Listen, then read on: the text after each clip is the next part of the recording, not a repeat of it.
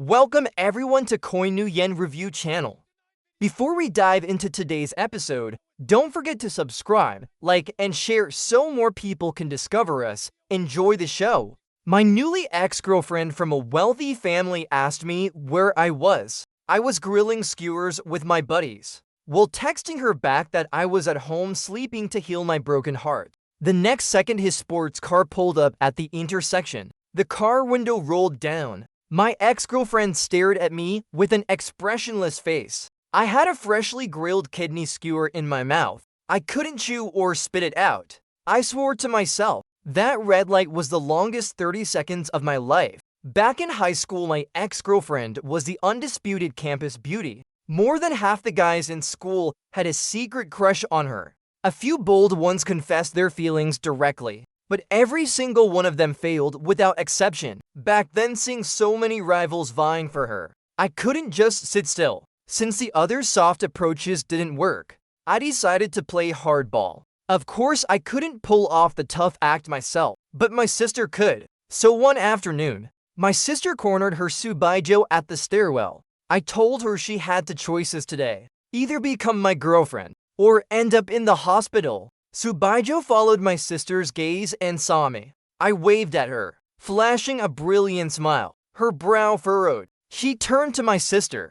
I warned her she could still back out now. That day, Subaijo didn't agree to be my girlfriend, nor did she end up in the hospital. I stood by my sister's hospital bed, carefully dabbing the wound at her mouth with a cotton swab, gently trying to persuade her. I know you like Zeej. You transferred to this school for him, but Zeej likes Subaijo, and you know that too. If you help me win Subaijo, Zeej will finally give up. So we're on the same side. I'm chasing Subaijo for your happiness too. At that moment, my sister raised her right hand. Her trembling middle finger almost shot up.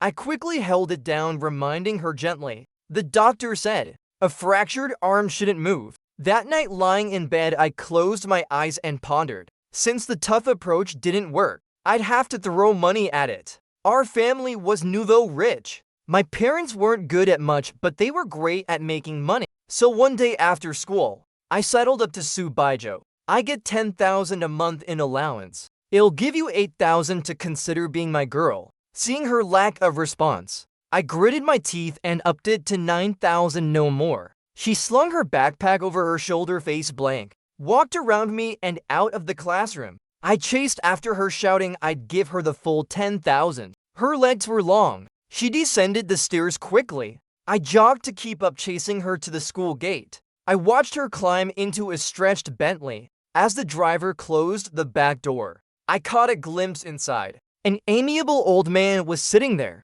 I'd never seen that old man before, yet he felt inexplicably familiar. Later, passing the library's display case, I confirmed the source of that familiarity. The case featured an interview with the school's director, accompanied by his photo. That amiable old man was none other than our school's director, and Subaijo was his granddaughter. Years later, recalling this incident, I couldn't help but sigh about knowing your enemy. To win 100 battles, I hadn't studied enough military strategy. In my senior year, I transferred to Subaijo's class, using left-hand means to secure the seat next to her for the Autumn Sports Festival's men's 3,000-meter race. No boys in our class signed up, so I told the sports rep I'd do it. Subaijo glanced at me. Her emotionless eyes warned me not to overdo it. I told her if I took first place, she'd have to be my girlfriend. She tossed her workbook in front of me,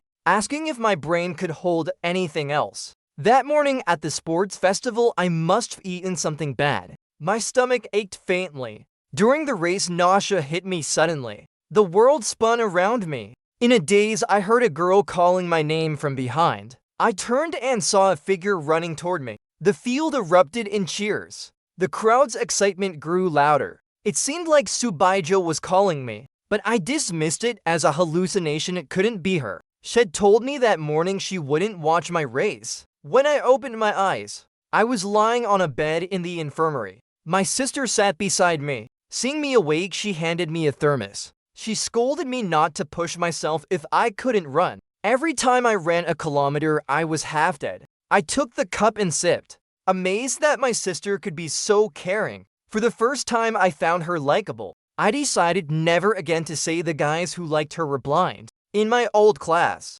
my grades were always average. Now in the top class of the grade, my ranking plummeted to the bottom. When the monthly exam results came out, Subaijo casually grabbed my test paper. She flipped through it page by page, her face growing darker with each turn. I nervously tried to snatch it back. She pinned it down with one hand. A trace of helplessness flashed in her eyes. She asked if I wanted to get into the same college as her. I froze, asking how she knew. She pulled a physics book from her drawer, saying I'd taken hers by mistake yesterday. This one was mine. As she flipped through it, I suddenly remembered page 42, where I'd scribbled during a distracted class. I had to get into the same college as my future wife. I snatched the book back, quickly snapping it shut, then gave her an awkward laugh. Her grades weren't something I could catch up to with effort alone. Her scores sat at the top of the pyramid, blessed with natural talent. Until graduation, I never dared flip to that page again. After the college entrance exam results came out, our class held a reunion dinner. That's when I learned Subaijo had already received offers from two top universities. While classmates went wild downstairs, I sat alone on the terrace stairs, leaning against the railing drinking. She told me to drink less. Subaijo sat down beside me. I looked at her, calling her name Subaijo. I asked if she could tell I worked hard senior year. She nodded. I struggled to control my emotions, but my heart raced uncontrollably. My lips trembled slightly. I asked if she knew why I worked so hard. She nodded again. All my pent-up grievances poured out. I shouted at her, fueled by alcohol. Why didn't she tell me? She wasn't even considering domestic universities. I was shaking with anger. My eyes reddened, on the verge of tears. I knew no matter how hard I tried, I couldn't catch up. I also knew she didn't like me. She interrupted me, her voice soft, asking who said that, gentle like quivering leaves in the evening breeze.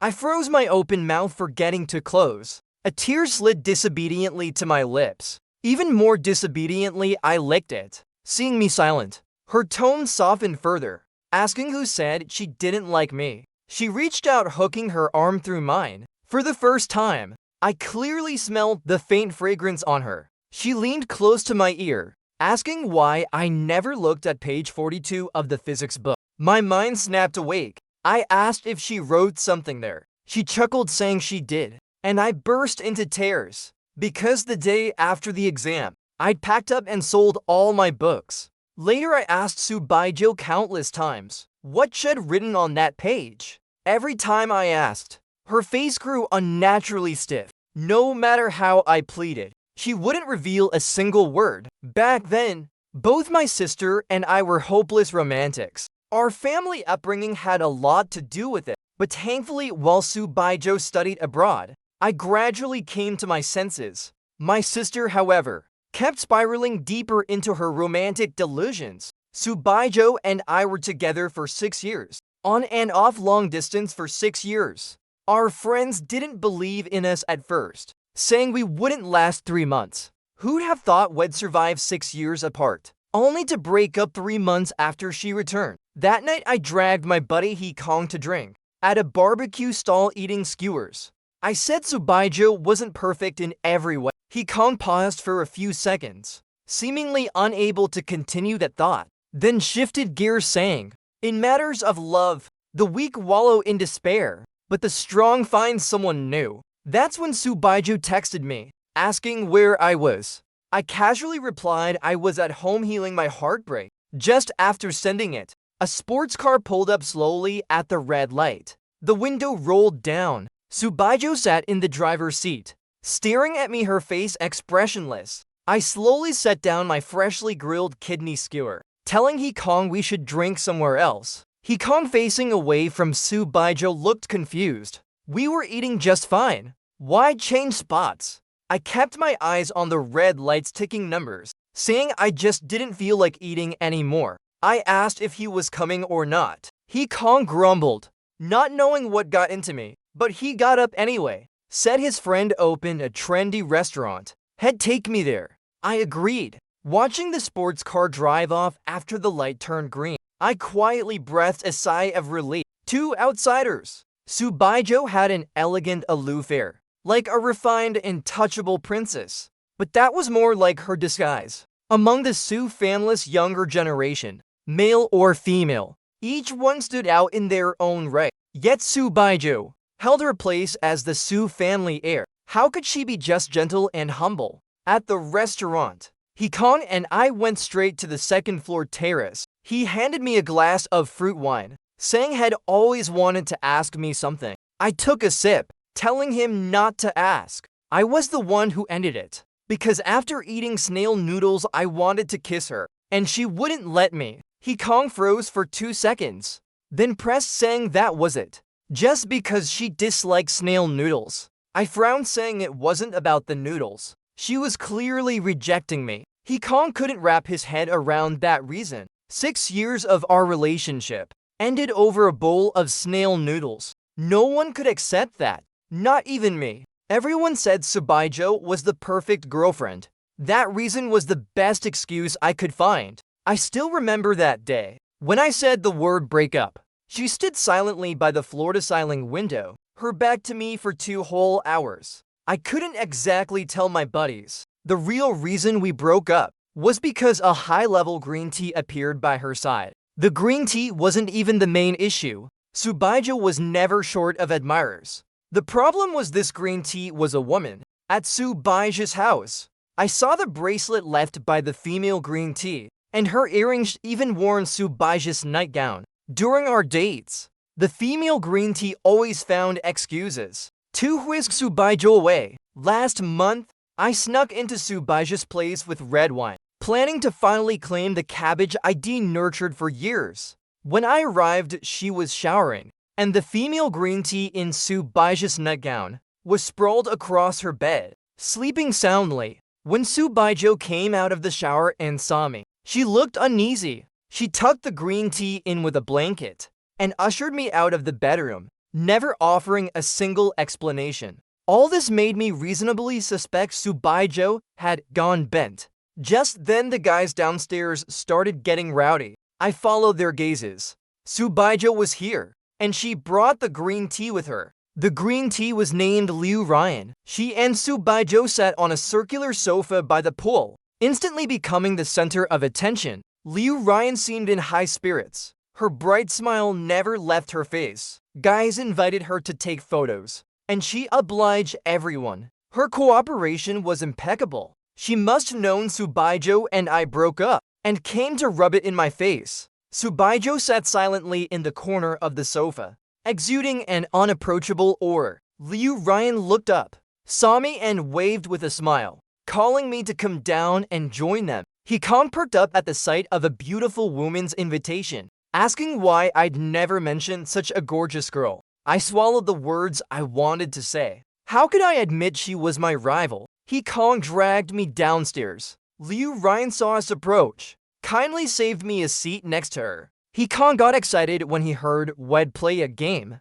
winking at me to help him out. I gave him a 0 with my fingers. He shot back an okay sign. A beauty's presence clearly dulled his wits. Subaijo, who'd been silent, suddenly spoke up, saying to count her in. She got up from the corner and sat directly across from me. Her joining made the group's excitement skyrocket. A guy suggested we play something thrilling, assuming everyone here was single. I nodded. Liu Ryan smiled with a hint of mischief, leaning close to my ear, whispering if we'd really broken up. I frowned, asking if she didn't know. She grinned like a kid who'd stolen candy, saying Subaijo never told her. The undercurrent between Liu Ryan and me didn't escape Subaijo's notice. Her face darkened. An air of low pressure surrounded her. Guys itching to approach her hesitated. None dared to make a move. In the first round, I was paired with Liu Ryan. I pretended to be terrible at the game,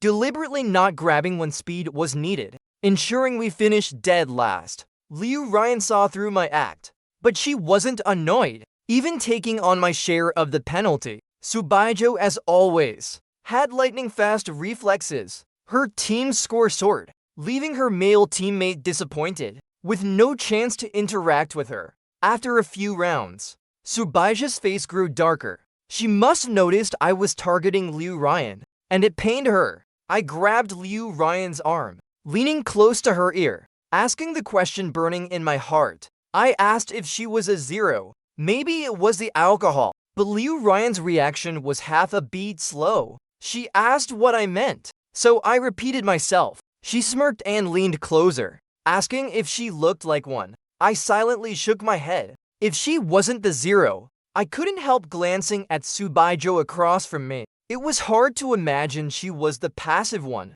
The cabbage I pined for over 6 years had been snatched by Liu Ryan. It felt like a knife twisting in my chest, a raw searing pain. The game went on. In my distraction, I accidentally tripped up. Subaijo, holding the monarch card, looked at me and asked her question. She asked if there was someone I cared about in my heart. I took a deep breath, solemnly answering no. She lowered her head, saying, "Is that so?" Her right index finger lightly tapped the table, a small gesture she made when suppressing her emotions. A few minutes later, her face returned to normal. She reached for a small cake in front of her, popping it into her mouth, her movements graceful and fluid. She never liked sweets. So why the sudden change in taste today? Curious, I picked up a cake and took a bite. My breath caught instantly. Before my brain could react, my legs were already on the table. My hand shot toward her mouth. I shouted at Subaijo to spit it out. My voice rose 8 octaves. I desperately wanted to pry her mouth open with my hands. I pleaded with her not to joke about this. I knew Subaijo was severely allergic to mangoes. Once, after eating a mango, I kissed her on the lips, causing red rashes to break out all over her body. When the doctor said a severe allergy could potentially lead to anaphylactic shock, I held Subaijo, nearly scared to tears. Now, the cake in her mouth had mango bits in its filling. Ignoring the strange looks from those around us, my stern voice trembled as I called out to Subaijo. I begged her to spit it out. Subaijo's gaze met mine, unyielding, stubborn and defiant, refusing to back down. After 6 years together, how could I not know? She was always hardest on herself. I pleaded with Subaijo, almost begging. The carefree facade I'd maintained these past months crumbled to ashes in that moment. But what had I done wrong?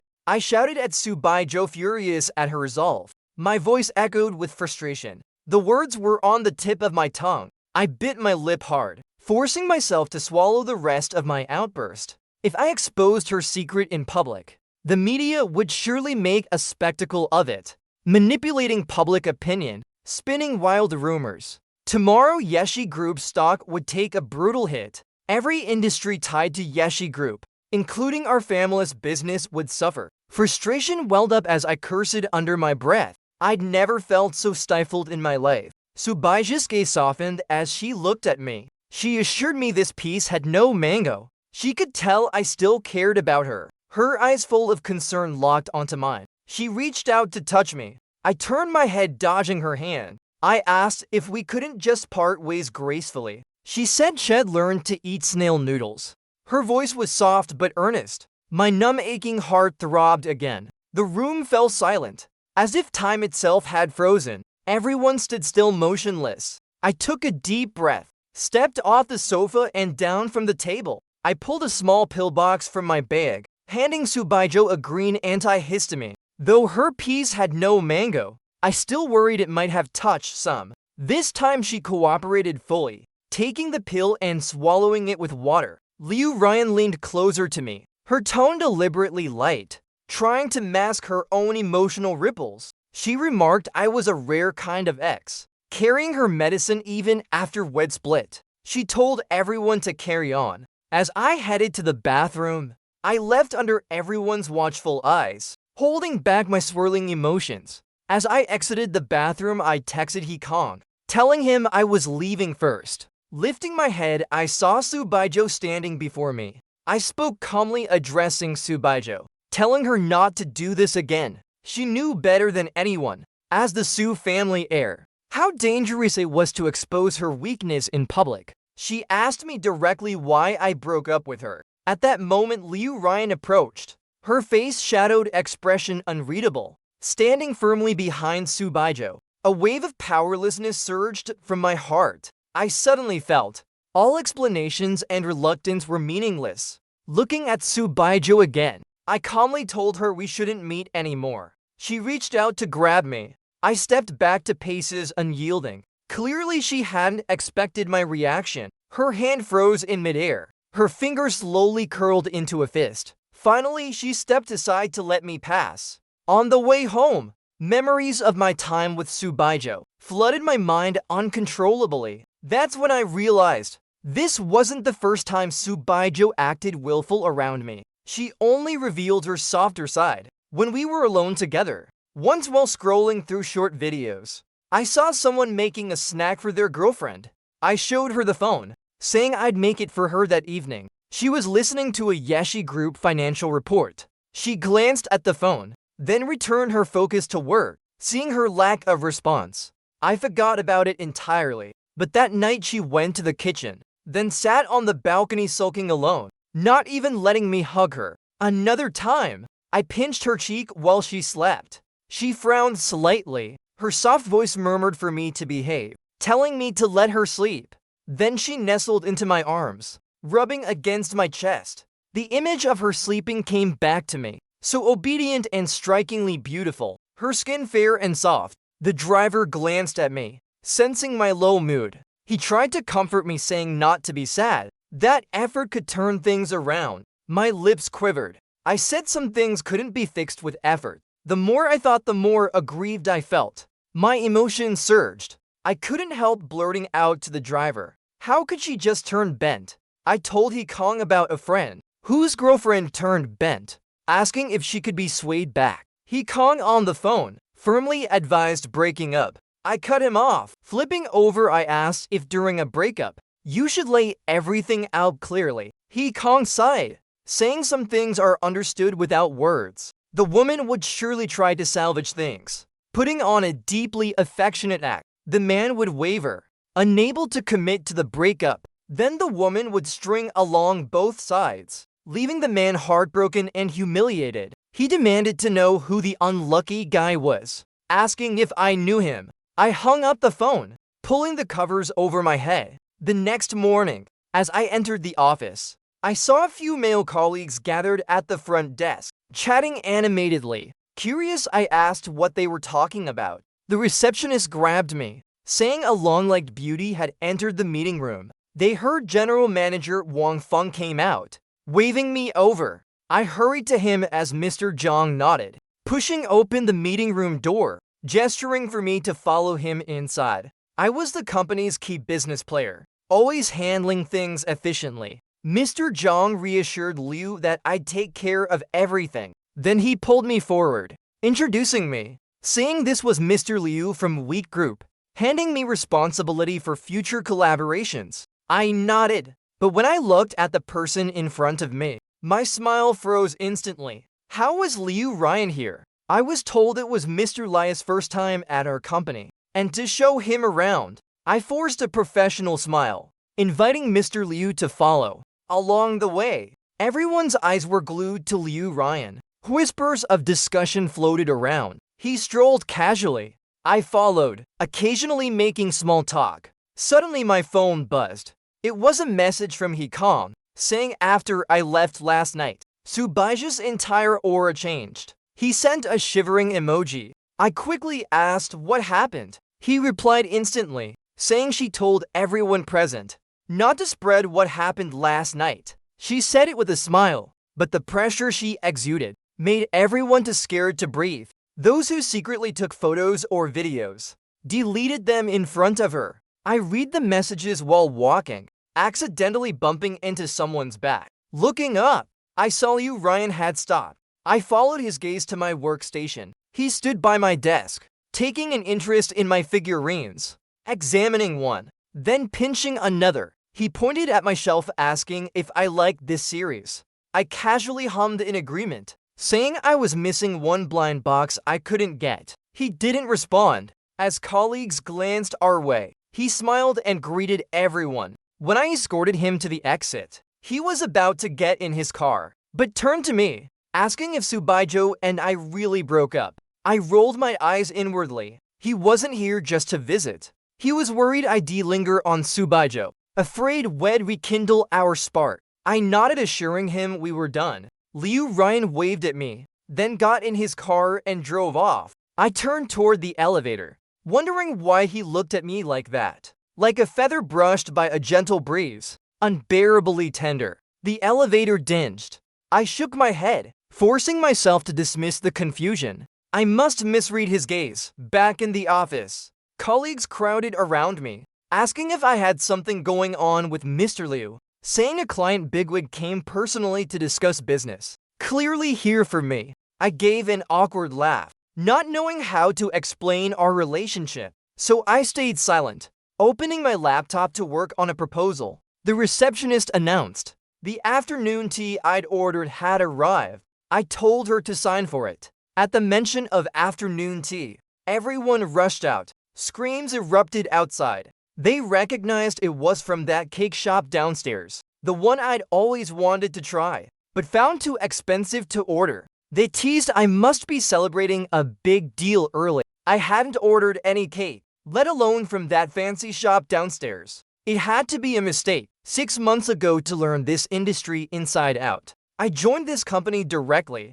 always working diligently, taking the lead on any business opportunity. Everyone thought I came from a struggling family, so they looked out for me. I walked to the front desk, seeing the order was indeed under my name. Then, my phone received texts from an unknown number asking if the cake had arrived, saying they passed by our office and saw this shop trending online. Not knowing my taste, they ordered a variety, telling me to share with colleagues. I hesitated, typing to ask if it was Liu Ryan. He replied instantly, asking to join my social circle, begging for a chance. I switched to WeChat, seeing a friend request. As soon as I approved, he messaged inviting me to dinner to discuss further cooperation. I thought he must feel guilty for stealing my girlfriend. Seeing no reply, he added he could come find me tomorrow. After the commotion from today's visit, him coming specifically tomorrow would be too much.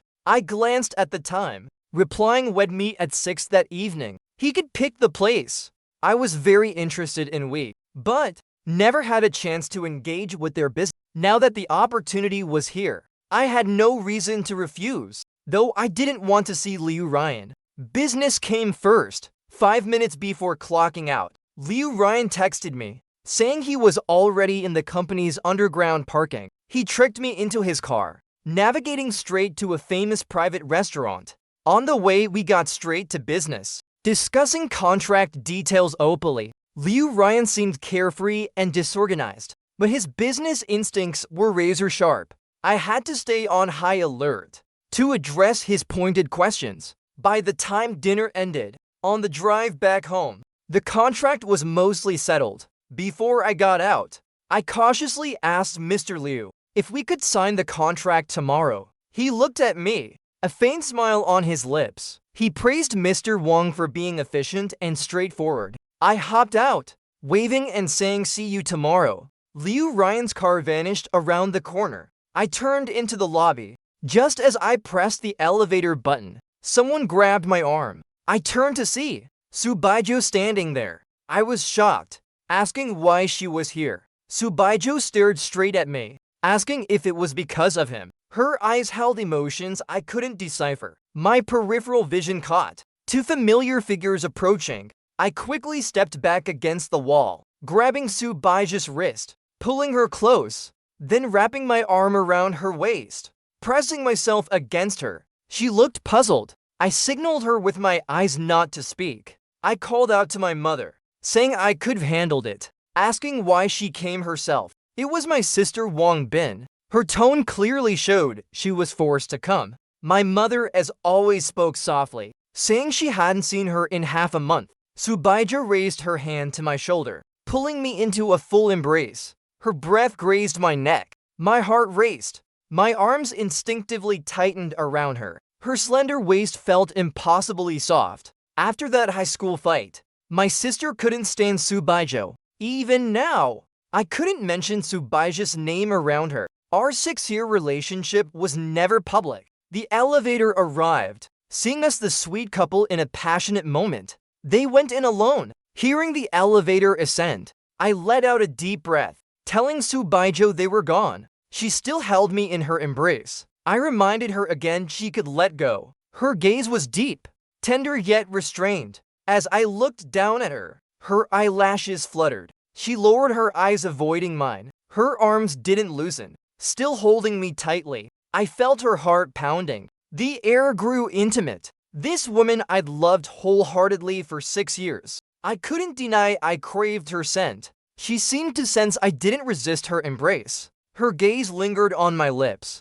My heart fluttered. I couldn't help tightening my hold on her waist. Her breath brushed my face, gentle with a hint of caution. The elevator arrived again. A few people stepped out, laughing and talking. I snapped open my eyes, breaking free from the intimate moment. Pushing her away, I rushed into the elevator, quickly pressing the floor button, not daring to look at her again. As the elevator doors closed, watching the numbers climb, my heartbeat refused to calm. That was too close. I nearly fell completely. Early the next morning, I sent the contract draft to legal. That afternoon, with the revised contract, I headed straight to Week Group's headquarters. Liu Ryan was visibly impressed by my speed. He asked if I'd consider jumping ship, saying their company would welcome me anytime. I rolled my eyes, asking what was so great about working under him. He raised a brow playfully, saying other roles were open too. He pulled a figurine from his bag and handed it to me, saying it was the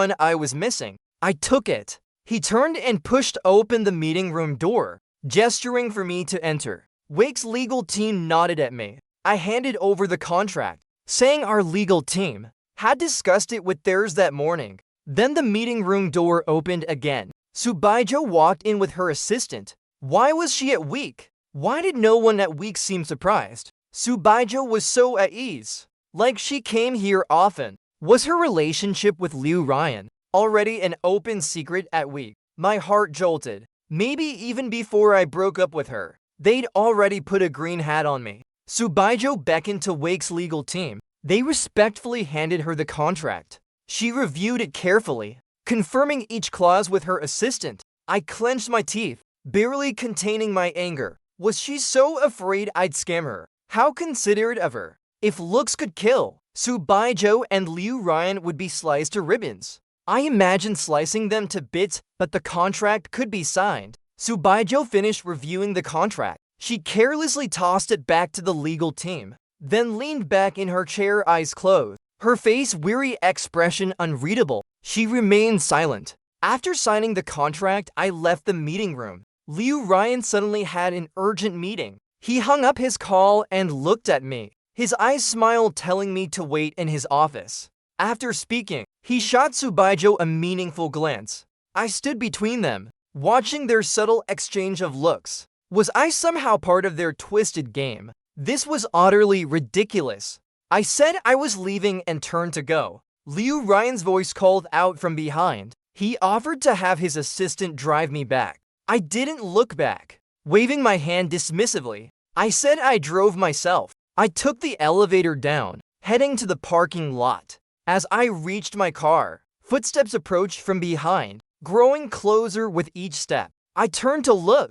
It was Subaijo. I asked why she followed me down. Subaijo approached, her voice soft as jade. She said she found that noodle shop I loved. My heart clenched tightly. Back in high school, I adored the noodle shop near school. It vanished during my junior year. I'd mentioned it casually over the phone. I never thought Subaijo would remember. Seeing my silence, she tentatively asked if I wanted to go together. The word yes caught in my throat, held back. Her phone suddenly rang. She glanced at the screen and said she had to take a call. I nodded, leaning against a pillar nearby to wait for her. Her figure was striking. The orange light cast an unbeatable glow on her profile. My heart raced fiercely. In a daze, I was back in high school. The moment we met at the stairwell, our eyes locked and a voice in my heart called out, saying she was my future wife. Subaija's voice snapped me back. Seeing her serious expression, I asked what was wrong. She said she had an urgent meeting, asking if she could pick me up tonight. I raised a brow, assuming it was Liu Ryan calling her. I closed my eyes. The spark of secret affection in my heart flickered out. I quickly walked to my car. As I opened the door, I couldn't help shouting back at Subaijo, telling her not to let me see her again. My sister had a crush on Zeej. To keep up with him, she started her own company in her junior year. My father was fully supportive, saying youth was the time to take risks. With a grand gesture, he gave her a large sum as startup capital. Once the company was running, her first move was to bring Zeej on board. Now she had achieved some success. That day, my sister mentioned a new Cantonese restaurant opened near our house, inviting me to dinner. When I arrived, Zeej was there too. I looked at my sister, my eyes questioning what was going on. She squirmed under my gaze, snapping at me to stop staring and order. I obediently hid behind the menu. Suddenly, someone sat beside me. I turned to see Liu Ryan. How did this guy show up everywhere? Liu Ryan seemed perfectly at ease,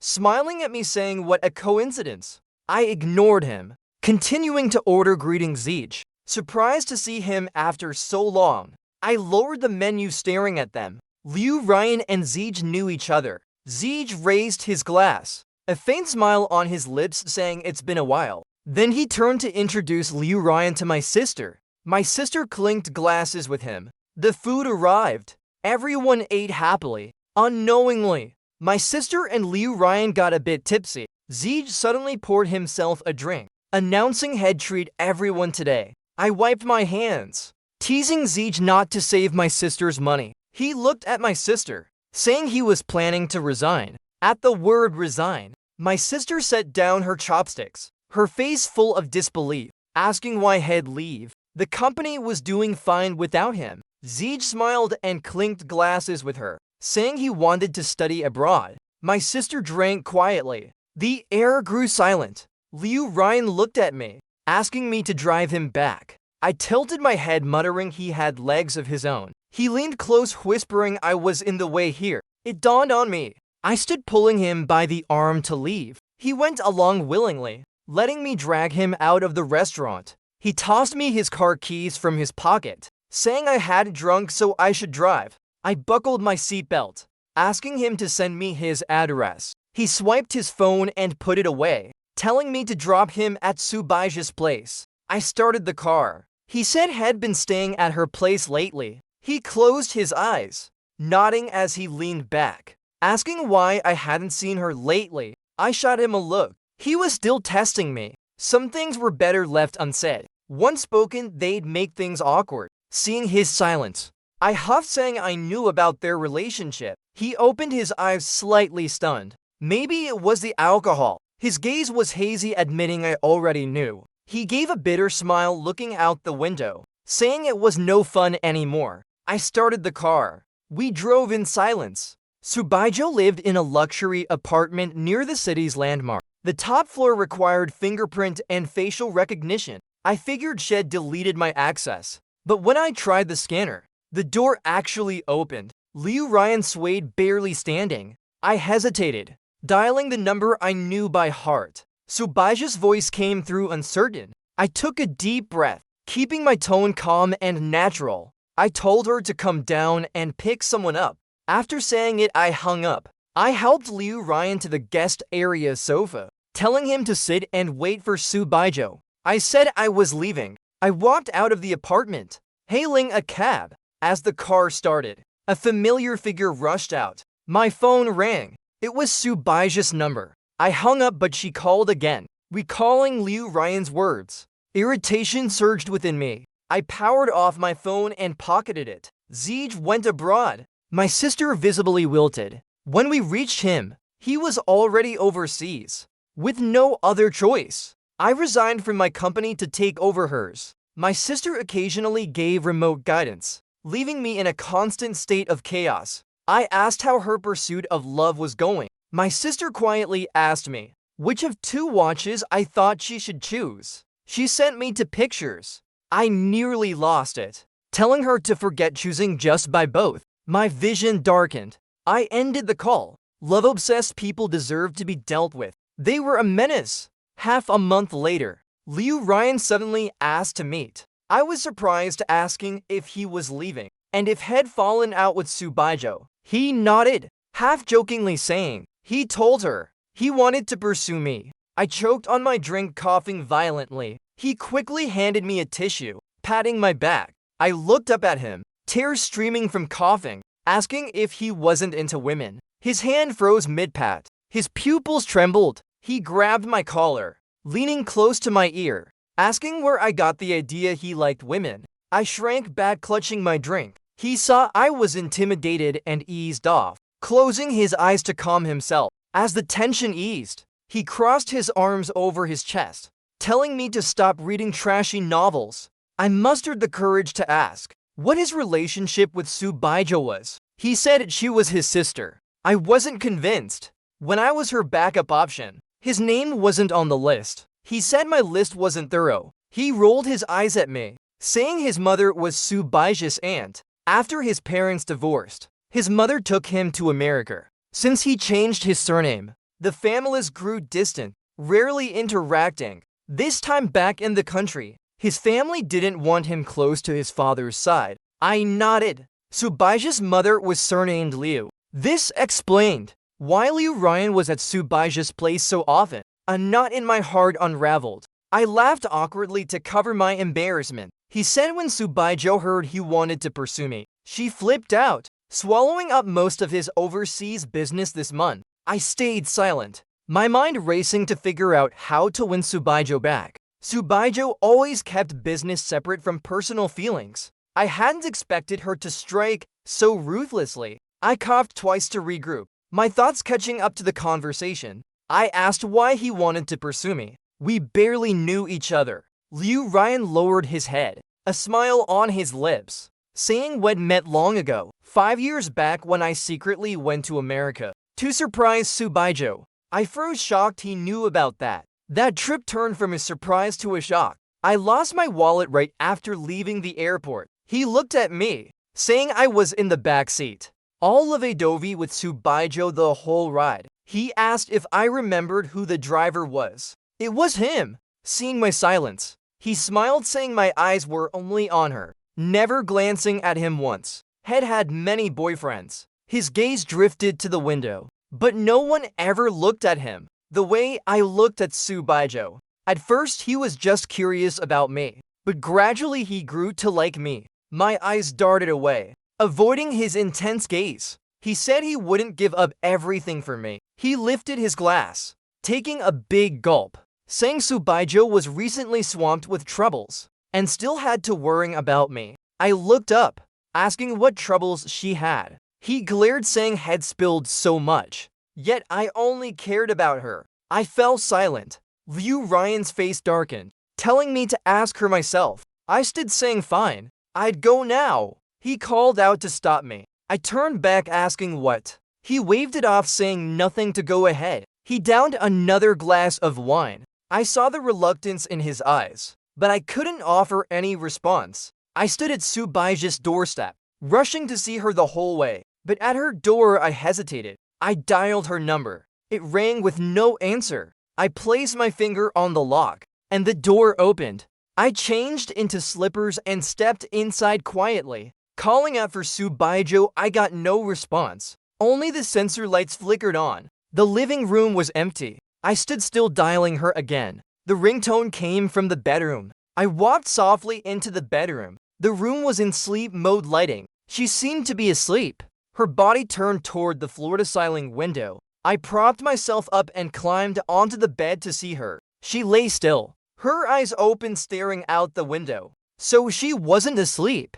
I scooted closer, lying down, wrapping my arms around her from behind. I apologized, saying I'd misunderstood before. My hands began to wander, gliding over her waist, feeling her toned abs. She grabbed my restless hands, then turned into my embrace. She said she was scared I'd come to force a breakup. I kissed the top of her head. She continued, saying after I proposed breaking up, she reflected a lot on our 6 years together, admitting she spent little time with me and did so little for me. She'd been convincing herself. I chose someone else because she wasn't good enough, but the thought of me with another made her heart ache. My eyes stung. A phrase flashed in my mind: those who don't love you think you ask for too much, but those who truly love you feel they never give enough. My lips trembled, apologizing over and over. Subaija's voice was heavy with exhaustion. She must pulled several all-nighters.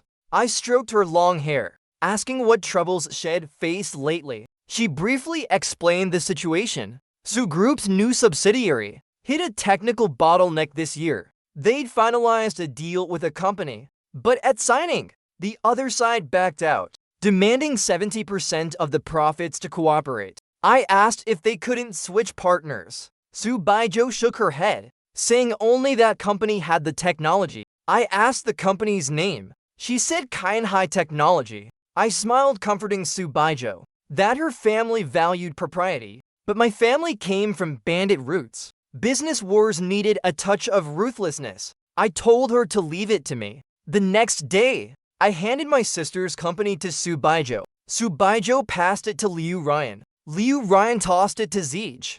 Zeej, studying abroad, was too busy, so he kicked it back to my sister. Now my sister loathed Subaijo even more. A week later, I joined Kainhai, spending half a month digging into their operations. I found Kainhai was rotten to the core. I took a bite of noodles, saying cooperation was out of the question. Subaijo added her beans to my bowl, agreeing we wouldn't cooperate. Another half-month passed. I called Subaijo, saying the issue was resolved. I pulled a decisive move. Subaijo asked what I meant. I said I'd poached Kainhai's entire tech department, telling her to make room for 23 people. Subaijo on the phone was speechless. I added they were highly skilled and of good character. Matching their current salaries would do.